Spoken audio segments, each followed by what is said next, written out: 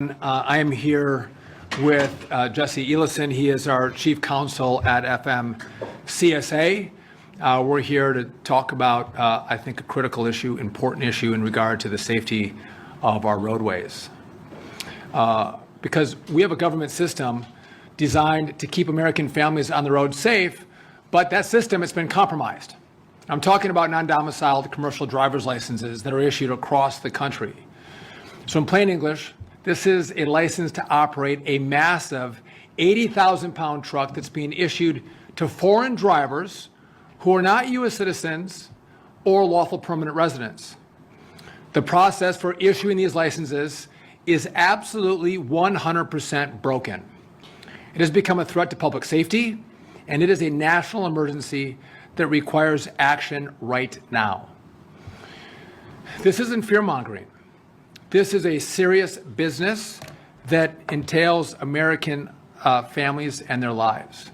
So this year alone, a series of horrific fatal crashes have been caused by dangerous non-domiciled CDL drivers. So I want to go through a couple of examples. I'll pull the first one up here.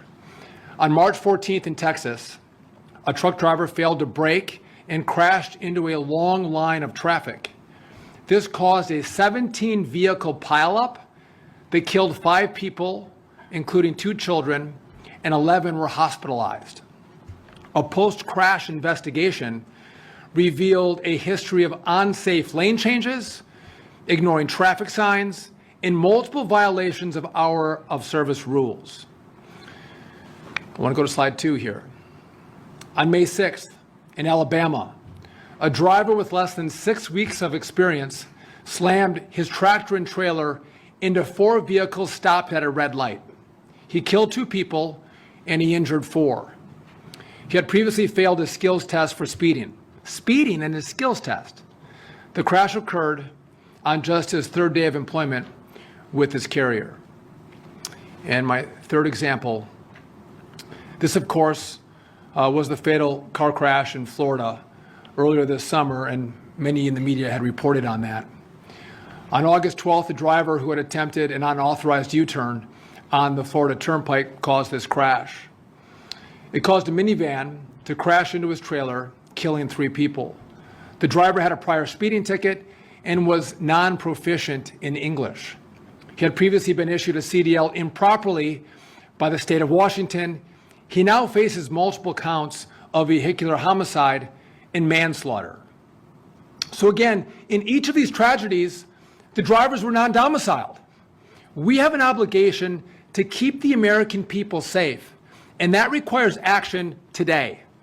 That's why under President Trump's leadership, we have launched a nationwide audit of non-domiciled CDLs to get to the bottom of what we think is causing this crisis.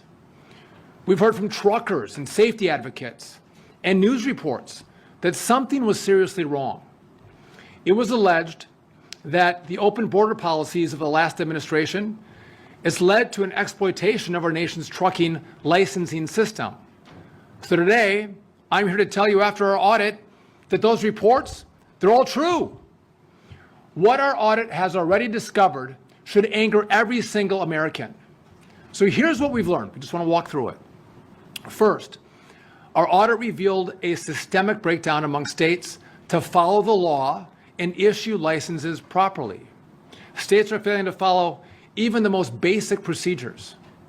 We even uncovered widespread procedural errors, computer programming flaws, and a gross lack of oversight in the states that issue CDLs.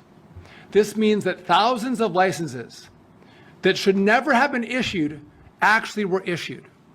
States are issuing licenses that extend months and even years beyond a driver's lawful presence in the U.S. This is a direct incentive to stay in our country illegally beyond their authorized work permit.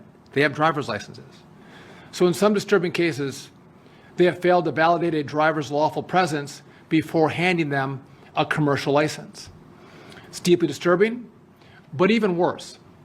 Our second finding was that the current federal regulations are allowing dangerous, unqualified drivers on American roadways. This means that even when the rules are being followed, dangerous individuals who shouldn't be near a big rig are getting behind the wheel and causing crashes on our roadways. Eligibility requirements are deeply flawed and they're way too broad. They are simply not strong enough to prevent more of these horrific crashes from occurring in America. The system, it's failed, and it's a national emergency. So the combination of a catastrophic failure of states to follow the law and a broken system has created an imminent hazard to American travelers. That is why today I'm announcing two immediate major actions. Number one, we're issuing an emergency rule that fundamentally overhauls who is eligible for a non-domiciled CDL. These tighter federal standards, they're going to keep Americans and families safe on our roadways. Now, this is not a proposal. This is a final rule, and it is effective immediately. Jesse's going to go through those details in just a little bit, but here's the bottom line. Non-citizens will not be eligible for a CDL unless they meet a much stricter set of rules. Second, all states must immediately pause the issuance of non-domiciled CDLs until they can comply with our new rules. My message, it's very simple. Get into compliance now, or we'll pull funding and we'll force you into compliance. Nowhere in the country have we found a more egregious licensing situation than in the state of California.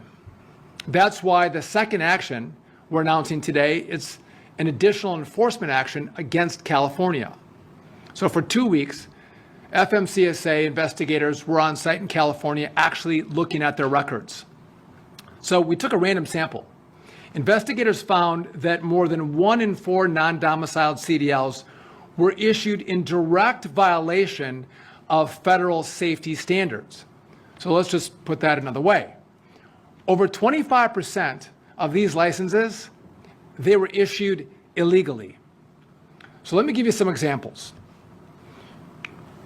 So on this slide, this is driver PND from Brazil. So California gave him a CDL with endorsements to drive a passenger bus and a school bus that was valid for months after his legal presence in the U.S. had expired. They put an authorized driver in a position to transport our kids on a school bus well beyond their date of work authorization. Number 2, this is driver JHB, a citizen of Mexico who is ineligible for a non-domiciled CDL. Mexican and Canadian drivers, or citizens, I should say, are not eligible for a U.S. CDL. California gave him one anyway, with a doubles and triples endorsement that expires more than 3 years after his work authorization ends. And so to be clear, we have a special relationship with Canada and Mexico, where if you're a citizen of one of those countries, you have to get a CDL in Mexico or in Canada. You can't come to the U.S. and get a U.S. CDL. So this license completely violates the rules, number one, and number two, expires after the work authorization. So 2 violations with this license.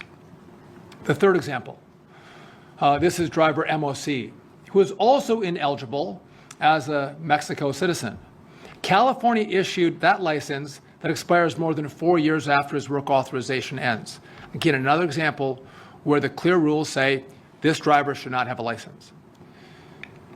And example number 4, this is driver ASV from Honduras.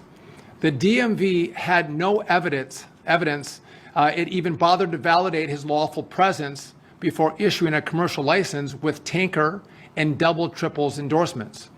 So again, they don't even validate that he has a work authorization and should be issued a license in the United States, and California issued that license anyway. The work document that they had on file had been expired for 4 years, and they issued the license anyway. They didn't know if he was here illegally or not. They didn't validate it. They didn't verify it. It's shocking, and this is an unacceptable failure. It shows a reckless disregard for safety in California, and they should be ashamed of themselves. So California has 30 days to fix this. And by the way, we all know this, but if you get a CDL in California, you don't stay in California. You can drive nationwide. And so those California licenses are driven on roads in every single state in this country. And again, putting American families, American drivers at risk because of the bad action in California. If California doesn't comply, we're going to withhold federal highway funds. It's going to start at $160 million in the first year. We're going to double that in year 2. I want to close with this. This is not the ending. This is just the beginning. Our team identified non-domiciled CDLs that were issued improperly in Colorado, Pennsylvania, South Dakota, Texas, and in Washington. Those states should know that enforcement actions against them are forthcoming. And we expect the list of states to grow as our nationwide audit continues. So to every other state, consider this your notice. Fix your system, fix your rules, comply with the law. Every governor must immediately begin a top to bottom audit of every non-domiciled issued CDL in your state. And if you find any license that was not issued properly, revoke it, get rid of it. Keep your streets safe, all of our streets safe. Bring your programs into compliance. You do not want the blood of more traffic deaths on your hands, governors. You do not want that.